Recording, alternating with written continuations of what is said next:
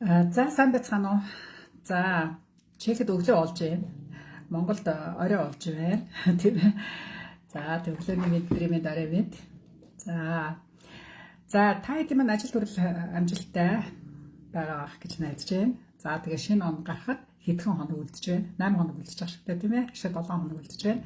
За тэгээд та хэд маань шинэ ондоо 2024 ондоо магадгүй хийх ажлынхаа одоо төлөвлөгөөг бол бүгдээрээ ерөнхийдөө гаргаж байгаа. Тийм ээ. Амьдралынхаа бүх талстыг одоо сайн сайхнаар авч явах одоо төлөвлөгөөг одоо жил болгон оны эцэст болохоор 23 онд хийсэн ажлын үр дүнгээ дүгнээд 24 онд юу хийхээ төлөвлөж байгаа байх гэж бодож байна. За тэгэхээр 2024 онд та эдийн маань төлөвлөгөөнд магадгүй Европоор аялах гэсэн маш их сонирхолтой гоё одоо ийм төлөвлөгөө орж байгаа болов уу гэж бодож байна. За тэгэхээр 2024 онд аяллаар Европод аялах гэж байгаа улсуудад магадгүй та эдд маань хэрэг болох цодоо нэг юм мэдээллийг та эдд хүргэх нь зүйтэй байх гэж бодож байна. За Европод байгаа хүмүүс бол ер нь үндсэндээ бол Европод аялахыг сонирхож байгаа хүмүүс үндсэндээ бол нэг аялах одоо хоёр боломж байдаг шүү дээ. Нэг нь бол Монголоос шууд одоо Европ руу аялах нэг боломж байдаг. Хоёр дахь нь бол Европт амьдарч байгаа монголчууд маань ажил төрөл хийж байгаа, визтэй байгаа, ажилтай, визтэй одоо ийм яг Европт амьдарч байгаа хүмүүс бол бас нэг аялах ийм хоёр боломж үндсэндээ байдаг тийм ээ. За Монголоос аялах хүмүүст маань яста юу анхаарах хэрэгтэй юм бэ гэхлээр за мэдээж хэрэг та хэд маань Шенгений оронд виз мэдүүлэх шаардлагатай болдгоо. За та хэд маань одоо аяллахын төлөвлөгөө гаргахдаа маш эрт аяллахын төлөвлөгөө гаргах хэрэгтэй. Мэдээж хэрэг одоо Европод бол үндсэндээ нэг 3-5 жилийн өмнө төлөвлөсөн байдаг гэж ярьдаг. Манай монголчууд маань бол магадгүй одоо жилийн өмнө төлөвлөөд одоо мөнгө санхугаа бодоод ажил төрлөө зохицуулаад, унаа уншаа зохицуулаад тийм ээ. Ингээд төлөвлөгөөгөө зоож эхлэх хэрэгтэй болно. Санхүүгийн одоо зохицуулалтаас хийх шаардлагатай болдог тийм ээ. За тэгэхээр Шенгений виз мэдүүлнэ. За айл оронд Шенгений виз мэдүүлэхэд хамгийн их тохиромжтой байх вэ гэхлээр мэдээж хэрэг за Францад байж болно, Германд байж болно, за Чехэд мэдүүлж болно, за Унгарт мэдүүлж болно тийм ээ. За тэгээд Шенгений виз мэдүүлэх тухайн орноо хамгийн одоо их удаан хугацаагаар байх орныг бол илүү сонгох нь илүү зохимжтой байдаг гэж байгаа. За тэгэхээр жишээлбэл та Чехэд магадгүй Чехээр дамжаад бусад орныг үзье гэж байгаа бол Чехийн элчин сайдын яамд одоо аялын виз, Шенгений виз хүсэх бүрэн боломжтой. Магадгүй та Чехэд таны ах дүү, үр хүүхэд, ээж аав чинь одоо хамаатан садан чинь ажил төрөл хийдэг бол та Шенгений визээ Чехэд мэдүүлээд Чехэд за нэг 7 хоног, бус хоног нь одоо нэг сарын одоо виз хүслэе гэж бодоод бус хоногудаар нь одоо Европ орныг үзье гэсэн юм төлөвлөгөөтэй байгаа бол Чехийг сонгож болж байна. За Францад бол жишээлбэл Францад байгаа ах дүү нар чинь байгаа. Францыг илүү одоо төлөвлөгөөийг сонирхон Парижийг үзэн тэгээд Францын бус айных хотуудаар явна гэх юм бол Францад мэдүүлж болж байна. За ерөнхийдөө бол сүүлийн үед манай монголчууд маань Унгарт Шенгений виз мэдүүлэх юм хамгийн их одоо зөөлөн гэж ярьдаг шүү дээ. Айгу зөөлөн байгаа тухай яригдж байгаа. Тийм болохоор магадгүй Унгарын виз одоо Шенгений виз бүтэх талаас арай илүү найдвартай гэж ингэж яригдж байгаа. Тэгэхээр олонний яриа ортой байж магадгүй үзээд алдахад гэмгүй байхаа. За ямар бичиг баримт бүрдүүлэх юм. Монголоос визэнд орж байгаа хүмүүс тэг чинь санал болгож байгаа зүйл бол мэдээж хэрэг нийгмийн даатгал та төлсөн баримтаа баримтаас хуулаад бэлдэх ёстой. Та нийгмийн даатгал заавал төлж байсан байх хэрэгтэй болж байна. Визэнд ороход тийм ээ. За маягтаа мэдээж хэрэг бүгд нь хувийн мэдээллүүдээ өгөн бүх хувийнхаа мэдээллүүдийг тийм ээ. За тэгээд нэг 2% зураг хэрэгтэй болдог гэж байгаа. За паспортны хувьд бол анхаарах нэг хэдэн зүйл байдаг. Нэгдүгээр паспорт чинь таны аялах хугацаанаас хойш аялал эхлэх дуусах хугацаанаас хойш дор хаяж 3 сарын хугацаатай байх ёстой. Ер нь бол ийш тийшээ явхад бол паспортод дор хаяж та хэд маань за эсвэл за яг шинэ паспорт олсдвол асуудал шүү дээ. Эдгээр чинь 5 жилийн 10 жилийн визтэй болчихно. Хугацаатай паспорт авчихна. Хуучин паспорттой байгаа улсууд дээр анхаарах юм нь хамгийн гол нь таны аялал дууснаас хойш 3 сарын хугацаатай ийм паспорт байх ёстой юм шүү. За хоёрдугаар паспортын дээрээ та хэд маань аялж байгаа визэнд орж байгаа улсууд заавал паспорт эзэмшигчийн гарын үсгийг зурхаа бити мартаарай. Паспорт эзэмшигчийн гарын үсгийг бол одоо Ирэн рүү ч явж, Европ руу ч явж, Аз руу ч, Сингапур руу ч аялсан байсан. Заавал гадаад паспорт нэрээ та хэд маань гарын үсгээр зурсан байх ёстой байдгийн шүү. Онгоцоор ниссэн ч тэр хил гайлаар гарсан ч тэр машинаар явсан ч тэр ялгаагүй. Богоон ч ялгаагүй. За энэ дээрээ бид хэд гарын үсгээ зурхаа их мартдгийн байлээ. Ийм түгээмэл алдаа байдгийн байлээ. 3 дугаарт болохоор таны паспортын одоо ялангуяа хуучин паспорттай хүмүүс юу анхаарах вэ гэхээр хоосон хуудас дор хаяж 2-3 байх хэрэгтэй юм шүү. Тэг. Янз бүрийн виз дарсаар агаад нэг хуудсан дуусж байгаа шинэ паспорт аваагүй байгаа улсууд та паспортаа заавал шалгаж үзээрэй. Таны паспорт 2-3 хуудас хоосон байна уугүй юу? Хэрвээ байхгүй шууд шинэ паспорт захиалаарай. Тэг. Тэгэхгүй бол өөр орноор дамжин шинэ хуудас байхгүй бол ерөнхийдөө таны паспорт бол шаардлага хангахгүй гэсэн магадгүй шалтгаанаар татгалзах юм бүрэн боломжтой байдаг юм шүү. Тийм болохоор та хэд маань паспортуудаа сайн шалгаж явах хэрэгтэй. За түүнээс гадна банк тодорхойлолт дансны хуулгаа бэлдэх ёстой. Дансны хуулга бэлтгэхэд дор хаяж сүүлийн банкны дансны 6 сарын хуулга хэрэгтэй болно. За тэгэхээр сүүлийн 6 сарын таны цалингийн орлого, банкны үлдэгдэл, орлого зарлага одоо мэдүүлгээ та бэлдэж өгөх ёстой болох нэ. Тийм үү? За албан газар ажил хийж байгаа хүмүүс бол мэдээж хэрэг ажил хийж байгаа хүн байгаа. Хувийн бизнес эрхэлж байгаа бол бизнес эрхлэхийн одоо тайлан тооцоогоо албан газар ажиллаж байгаа хүн бол та ямар албан газар, компани тодорхойлолт ямар ажил хаадгүй тухайн аялах хугацаанд та тухайн байгууллагаас чөлөө авсан тухай тодорхойлолтыг заавал авсаргаж өгөөрэй.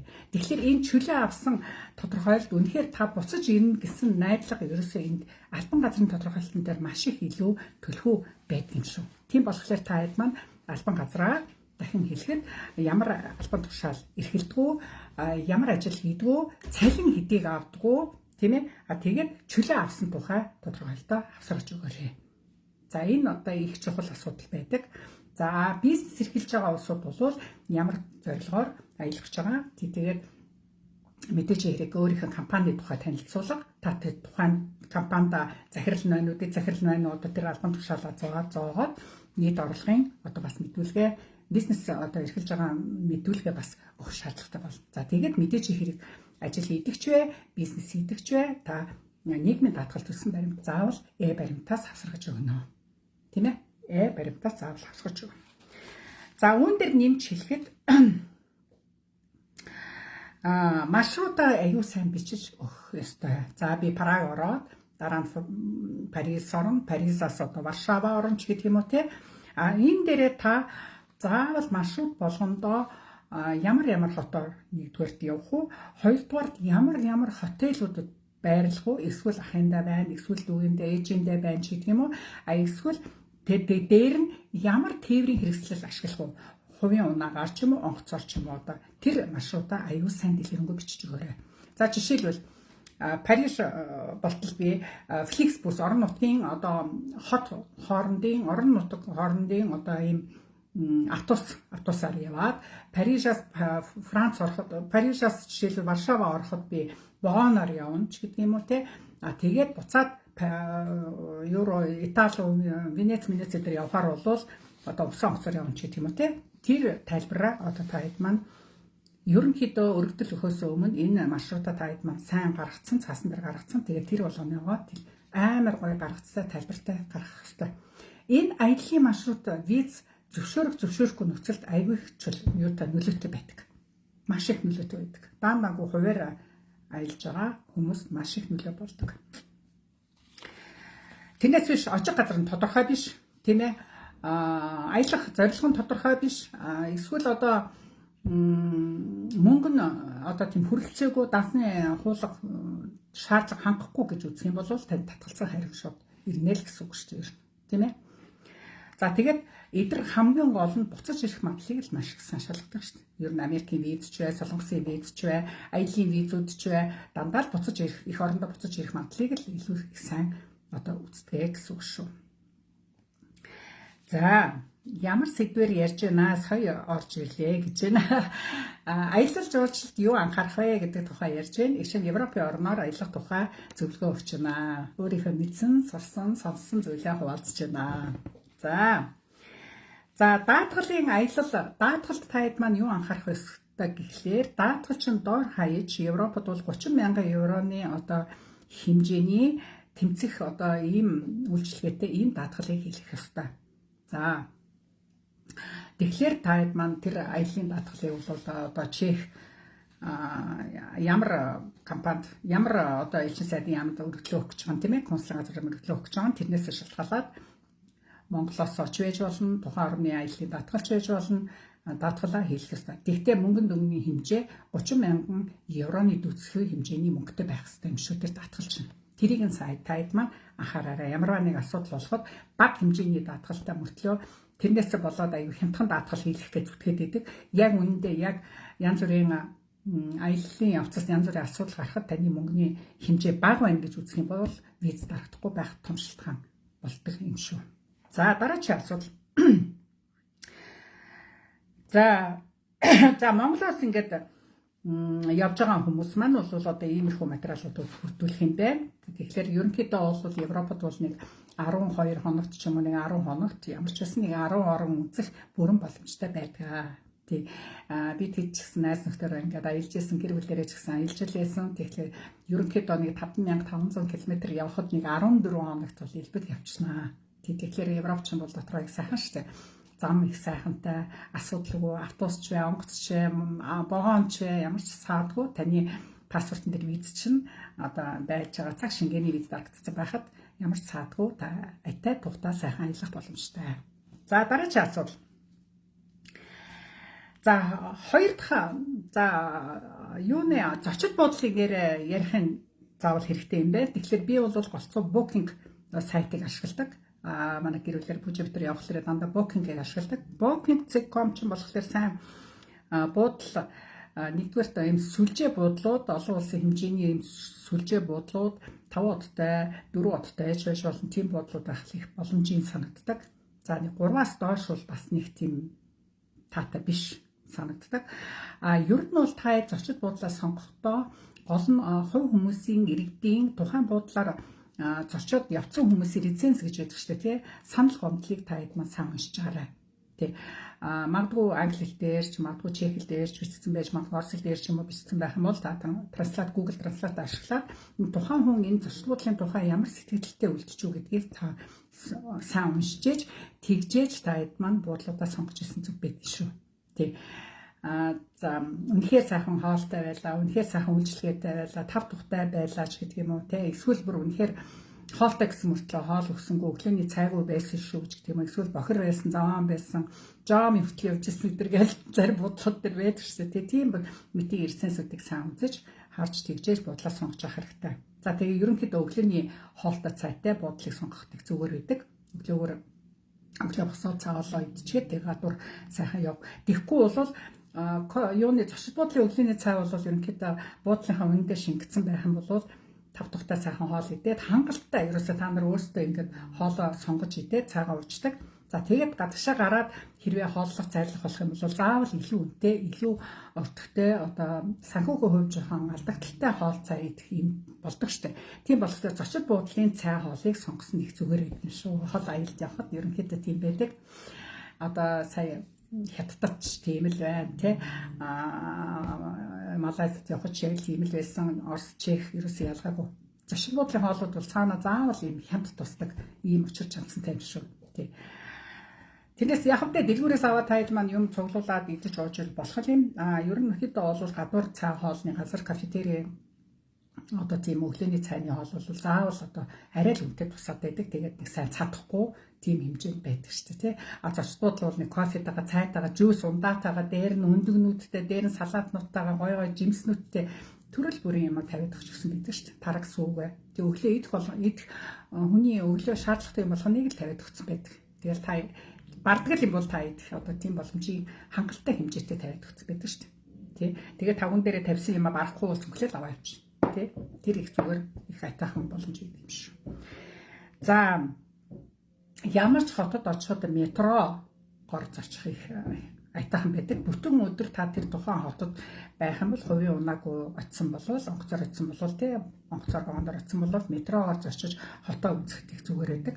Бүтэн өдрийн 24 цагийн метроны хөнгөлөлтөд билет авчих юм бол тэгээд гар утсандаа метроныхаа аппликейшнийг татчих тухайн Прагт ч метроны аппликейшн байгаа, Парижд ч байгаа, тий Барселонод ч байгаа. Тийм болоход тэднийг бүгдийг сайхан татаж аваад яг тэр маршрутаараа хаана очихын харин тэр очих газраа эсвэл Google Map байж шүү дээ. Google Map-аараа сайхан тэр очих газраа жишээлбэл Парижийн цамхагийг үзье гэх юм бол Парижийн цамхагийг мапан дээр бичээл тэгэл тэрийгэ бариад хэрвээ таны зочд бодол чинь цамхагтай ойрхон бол явган алхаад очиж шүү дээ. Google Map-а барьж явсаар агаал очиж.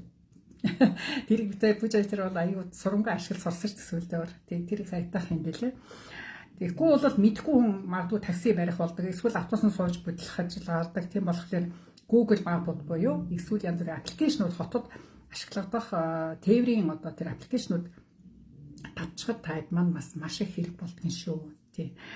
За унаа хот хоорондын унаа жишээлбэл одоо Германд одоо ажиллаа гэж бодоход хотуудын хооронд дээрээс Берлин, Мерлин гэл ингээл явна шүү дээ. Тэгэхээр хооронд та нар ингээд явах болох юм бол ерөнхийдөө энэ Eurolines, Ecolines, Flexbus гэдэг ийм хот хоорондын юм уу, улс хоорондын явдаг автобуснууд аюун хямдхан тусдаг шүү. Аюун хямдхан тусдаг. Тийм болохоор тэрнээс биш яг одоо Германда ч юм уу жишээлбэл Францда ч юм уу яг вагоноор явахлаар амар үнэтэй тусдаг. Тий.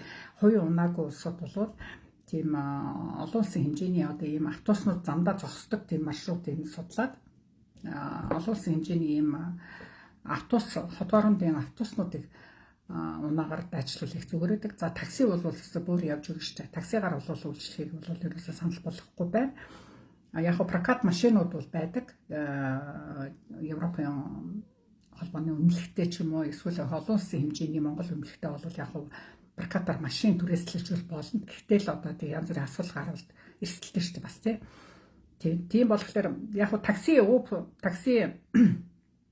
улс хоорондын таксинууд байдаг шүү дээ тий. Uber гэдэг гэл таксинууд байдаг. Тэд нар бол яг баталгаатай найдвартай бусад таксиг бол арай хямд байдаг боловч ер нь тэгэл такси л бол такси шүү дээ. Заавал үнэтэй тусдаг. Тийм болохоор аль болохоор метро, автобус одоо тийм их юмнуудыг ашиглаж яасан зүгээр байдаг.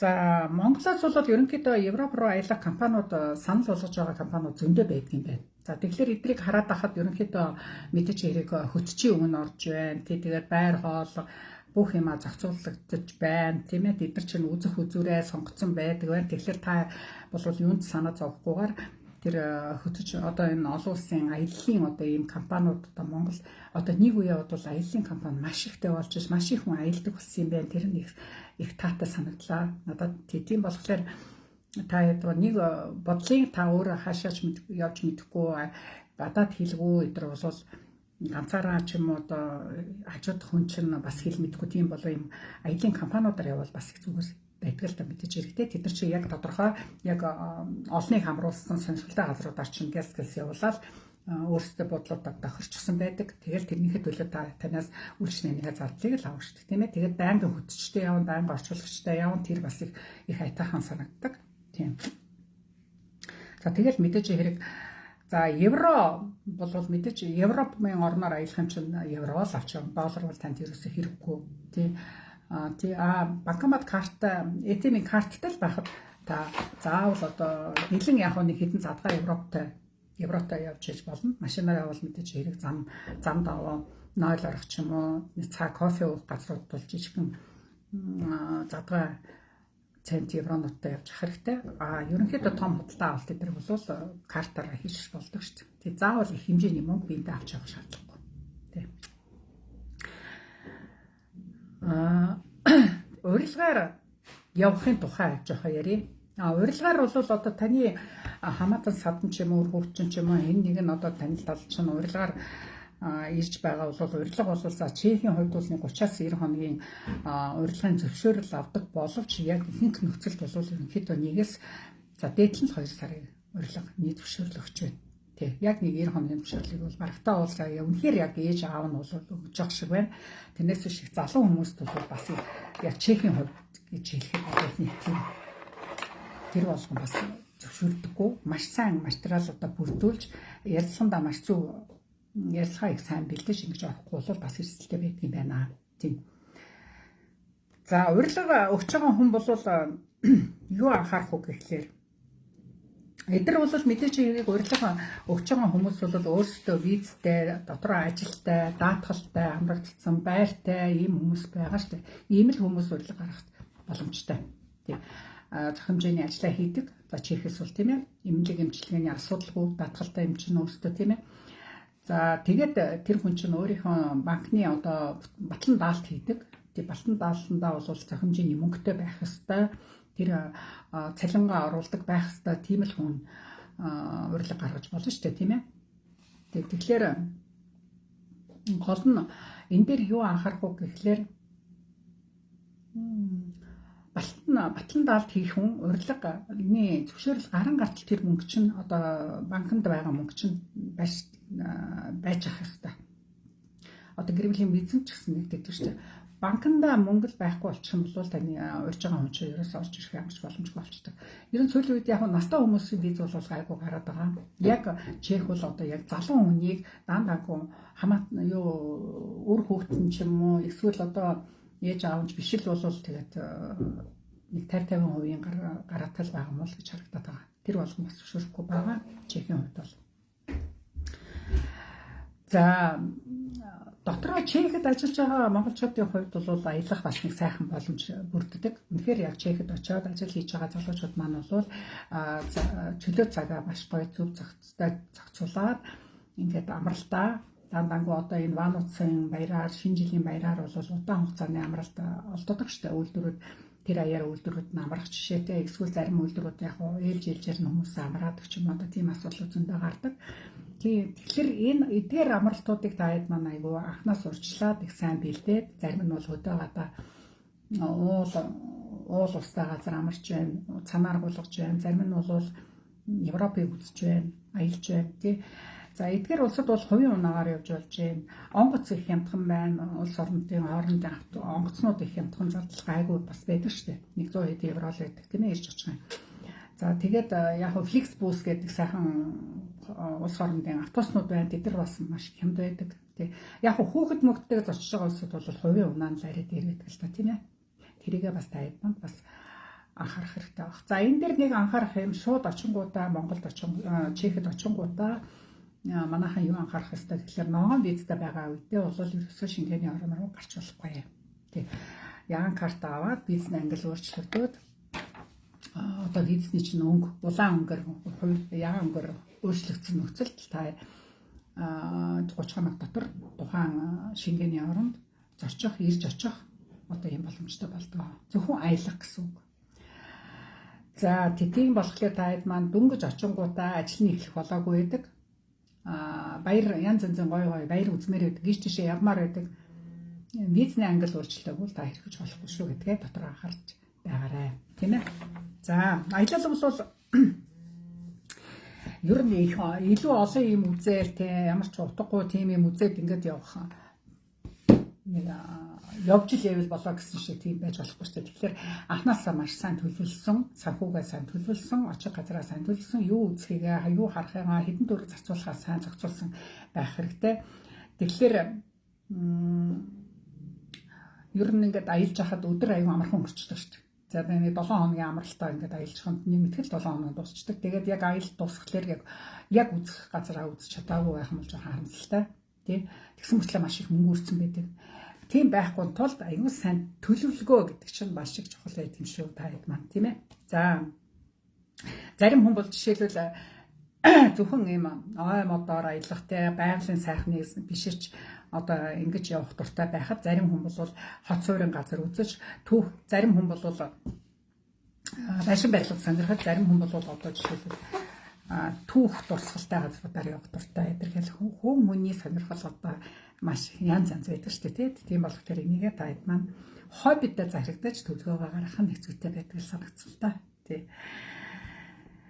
Европод нэг сайхан юм нь ер нь төөрч бодлоод энэ янз бүрийн асуудал болоход Европын ямар ч хүнээс те зам асуугаад ингээд яхад айгүй уриалгагаа маш сайхан хэлбгээр харьцаж ингээд зааж өгөх туслахыг айгүй хичээдэг. Тэр нь маш их таалагддаг. Тий. За тэгэл англи хэлтэй бол англиар ярина, мэдгүй бол тэгэл та тунгаага хийн тийм ээ. Орсоор ярьдаг бол орсоор ярина тэгэл ярина шүү дээ. Мэддэг хэл болгоноогоо л ашиглана шүү дээ. Одоо тэгээ сүүлийн үед гар утсан дээрээ транслат татаж аваад тэгээ транслатыг маш сайн ашиглах хэрэгтэй. Орчуулах гэсэн. Өөр монголоор яриад тэгэл цаад хүн одоо Франц хүн байх юм бол Франц хэл дээр нь тавиал одоо гар утсаа л их сайн ашиглана гэсэн. Аялж байгаа хүн болгон ухаалаг гар утстай байвал их зүгээр байдаг. За тэгээд чихвч тийм ээ микрофон ярьж байдаг бол тий. За тэгээд нэг сүүлийн үед нэг гоё ажиглагдсан юм манайханд юу ажиглагдж байна гэхээр ер нь бол манайхан чинь сүүлийн үед эх орноос сурчлах ажиллагаа маш их хийдэг болж тий. Аялангаа одоо эх орноос сурчилж сайхан Монгол дээр за сайхан том төв боловсролын газрын одоо том талбай дээр Монгол хувцас өмсөд зарим нь бүжгэлж байна, зарим нь гоё хөгжим дарж байна, дуулж байна гэдэг юм уу те. Янз бүрийн гоё тийм концертуудыг хийдэг болж бусдын анхаарлыг татаж эх орноос сурчлах ажиллагааг маш хийдэг юм байна. Монгол тугаа их байж явдаг юм байна те. Тэр нь надад их сайхан санагддаг. Тэгээд хүн чадах юу л чадаж энэ дэрийгээ бас тэгээд тухайн одоо хаана явж байгаа газараа бас би чинь Монгол хүн шүү гэдгээ бас таниулаад Монгол улс гэж байдаг тухайн орны хүмүүс таниулаад ингээд явах бас нэг том ач холбогдол өгдөг юм байна. Энэ бас их зөв зүйтэй юм байдаг юм байна. Хөөрхөн контентууд маш их байдаг шүү дээ. Facebook дээр харж байхад. Тэрийг их ашиглаж авах нь өшөө их дэлгэрүүлж авах нь бас зөв зүйтэй байх болов гэж ингэ санагдсан шүү дээ. За нэг анхааруулах юм урилгаарч ирсэн бай. Шенгений виз заруулсан ч бай. Таад маань Хорват руу юм уу Болгар руу ч юм уу ороход одоо Шенгений орн биш учраас Шенгений визтэй мөртлөө Европын бүх орнд руу орно гэвэл бас эндүүрэл болно шүү. Энийг сайн шалгаарай. Хорват бол жишээлбэл Шенгений визээр бол аялж болохгүй газрын нэг шүү дээ. Гэх мэтлэн одоо ийм орнууд байвал тэднийгээ сайн судалж явах хэрэгтэй шүү. Хамаагүй болохгүй газар орчих юм бол мөн асуудал болно. Тэг хэл гаалын зөрчил орчих вэ. Тийм ээ. За сайн байцгаана уу? За Чехийн визтэй хүн Польшид ажиллаж амьдарч болох уу гинэ? Халууна. Чехийн визтэй хүн Польшид ажил хийж болохгүй. Чехийн визтэй хүн зөвхөн Чехт ажил хийж хөдөлмөрлөнө. Польшийн визтэй хүн Чехт ажил хийж болохгүй. Зөвхөн аялаад Прага үзээд зочлоод буцаж болно. Тэрнээс биш ажил хөдөлмөр эрхлэхийг бол тухайн орны визтэй хүн тухайн орондоо л ажил хийж хөдөлмөр хийх хэрэгтэй байдаг. Өөрөөр хэлбэл Польшийн визтэй хүн Чехэд хөдөлмөр хийж ажил хийх юм бол заавал Чехийн Монгол дахь элчин сайдын яамд одоо материал дотоод байдлын яамд зөвшөөрөл авах одоо өргөдлөө өгөх хэрэгтэй. Тэгжээж ажил хийх хэрэг нь үүснэ. Тэрнээс биш одоо Шенгений визтэй хүн ер нь аль дуртай орондоо жишээл Чехийн визтэй хүн Германд ажил хийх ямар ч боломж байхгүй шүү дээ. Тэ? Францад ажил хийх боломжгүй. Чехийн визтэй хүн Польшад ажил хийх боломжгүй. Ойлгомжтой баг тий. За тий. Одоо сүүлийн үед Унгарт манайхан ажиллаар маш их хэрэгцээж байна. За тэгээд ажил төлөвлөгөө болонгуудаа Чехэд ирэх санал их тавьдаг юм байна. Тэгээд ямар ч боломжгүй шүү. Дуунар минь хамаагүй тийм үйлдэл битгий хийгээрээ. Унгартаа ажил солих шаардлагатай бол Унгартаа л ажил хайгаарай. Тэгээд Чехэд болдгоо юм шүү. Тэгээд хэрвээ баригдах юм бол хуулинд болохгүй юм хийчих юм бол таад маань чекчгүй Унгар юм визчгүй Чехийн визчгүй болно гэсэн үг шүү дээ. Ер нь тий. Ерөнхийдөө Шенген рүү орох боломжгүй болчихно л гэсэн үг шүү. Тий. За тэгээд аялах бол үнэхээр гайхалтай. Тий. Аялал одоо ертөнцийг одоо харах томоо хэмжээний том цонх нэгдэж байна гэсэн үг. Аялах би ч гэсэн аялах маш их дуртай. 2024 онд бол одоо хүч өдөр бол ерөнхийдөө Азийн орнуудаар жоох аялах сонирхолтой байна. Европоор аялах гэж байгаа хүмүүст таад маань зөвлөхөд англи хэлээ сайн сураад тэгээд төлгөөг эртгэн гаргаад Шенгенийхээ визийн мэдүүлгээ өгөөд болохгүй юм байхгүй шүү дээ. Тэгээд амьдрал сайхан шүү дээ. Баялгаар дүүрэн. Тийм болохоор таад маань аялал сайхан тав тухтай сонирхолтой байх болтугай л гэж өрөө дөө. За тийм. За тэгээ асуулт байвал таад маань комменттэй бичнэ. Зэг чинь энэ тухай таадтай ажлын гэрээгээр ирээд ягаан аваад сургуулийн виз авч болох уу гинэ. Визний англи өөрчлөлт гэсэн үг шүү дээ. Ажлын гэрээгээр ирсэн бол нэмдээ ажиллал хийх ёстой. Тийм. Тийм. Яг сургуулийн урилга авсны дараа яг тэгээд дотоод байдлын яамд хүсэл гаргаж болно. Гэхдээ ерөнхийдөө зөвшөөрөх хэсэг нь бол тун яригтай шүү. Тийм. Тун яригтай. Тийм. Тэрийг сайн зөвлөгөө авч хөлөөрэй. Тийм. Гэхдээ ямар ч байсан оюутны визээр ирчээд одоо сурч чадаагүй янз бүрийн асуудлаар одоо хэлээ сайн сураагүйгээс болоод визгүй болчих юм бол ажлын гэрээгээр бол харин солих бүрэн боломжтой байдаг юм билээ. Тэгэхээр энэ тухайсаа судлаарай та хэд маань. За юу.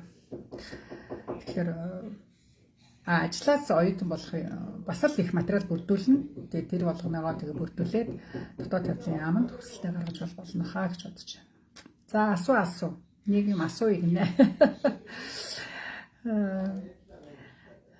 За тэгээд хамгийн гол нь ийш тийшээ аялж болно. Хамгийн гол нь та хэд маань бичиг баримтаа аюул сан хянамгай маш их сонор сэрэмжтэй, их болгоомжтой, хөл гараа гэмтэй уул усаар явж байгаа даандаагүй юм том Европч аюул хөвшин Европ гэж ярьдаг шүү дээ. Тэгээ би юу их анхааруулах гэдэг. Тэгэхээр энэ тэнд маш их гой зураг авах гал бид тийч аюул зүтгэдэг шүү дээ. Тэ дурсгал өөрсөндөө авч үлдэх гэдэг. Тэгж байх нөхцөлд янз бүрийн дээр үеийн байшингууд цайз хэрмийн одоо тийм баган маган түшиж зураг мураг бити авахлаарай. Тэд нар чинь аюу ингээд нэг аюулгүй байдал зарим нь ингээд сайн хангасан газар зөндөөлөдөг. Зарим газар бол ингээд тэр хам олон жил болсон учраас чулуун булраад ойчих ч юм уу, мод нь ойчоод өгч юм уу тийм эрсдэлтэй асуудал сүүл үед гарч байгаа. Тийм учраас та хэд маань зураг авахулж байгаа газараа маш сайн аюулгүй даандаг уул хадаар цайз хэрмүүдээр явж байхдаа их боломжтой хандаарай. Үр хүүхдүүдээ маш сан сонор сэрэмжтэй авч явж байгаарай. Бичиг баримтуудаа хайж гээ. За хувийн машинтай явж байгаа улсууд ч бай, онгоцоор явж байгаа улсууд хулгай зэлгийнээс их болгоомж хэрэгтэй. Сүүлийн үед Европод ер нь гадаад дотоодын цагаач маш их орж ирж байгаа учраас янз бүрийн сайн муу юм зөндөө сонсогдож байна. Тийм учраас та хэд маань ерөөсөө бичиг баримтнуудаа мөнгө төгрөгөө бизнесээс салгахгүй одоо тийм цүнхтэй байх нь хамгийн их чухал болоод байгаа шүү. Хараа хяналтгүй ачаа бараагаа ерөөсөө тавьж болохгүй. За тэгээд мэдээч хэрэг аялж байгаа хүн ер нь их том цүнхтэй, их тийм өөрийгөө ядраасан, зовоосон тийм юм бити авч явж байгаарай гэж хэлэхээр байна.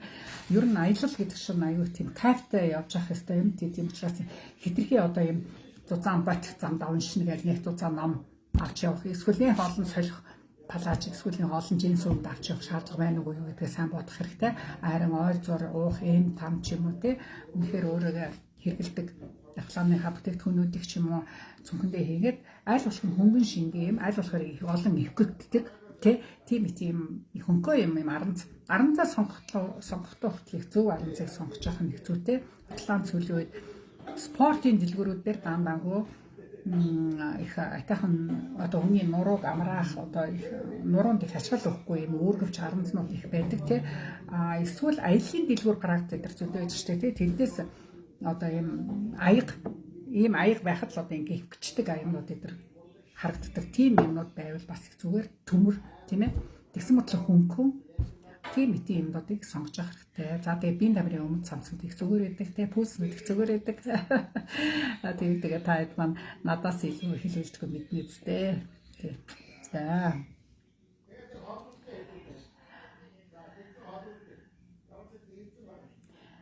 За. За тэгээд энэ удаа та хэд тэгээ аяллаа тухай ярьж сайхан санагдлаа. Ер нь аяллаа тухай ярих ер нь их дуртай. Тий. Асуух лавлах зүйл их байх юм уу гинэ.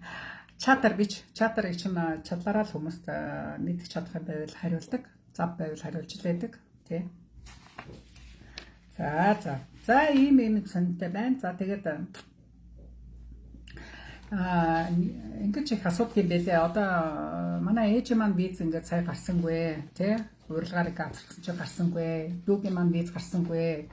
Дахиад виз хүсч болдгоо шүү дүүнер минь тий. Дахиад виз хүсгэд ерөөс асуудалгүй. Аялын виз ч гэсэн шингээний виз ч гэсэн та хэд маань татгалцсан байх юм бол дахиад хүсч болдгоо шүү. Харин дахиад өгтөө харин материалаа илүү сайн бэлтэж л ороорой. Тий. За. Та хэд бүгдээрэнд нь амжилт хүсье. 24 онд маш их аялал хийсэн маш сайхан жил байх болтугай та хэд маань. Баярлалаа.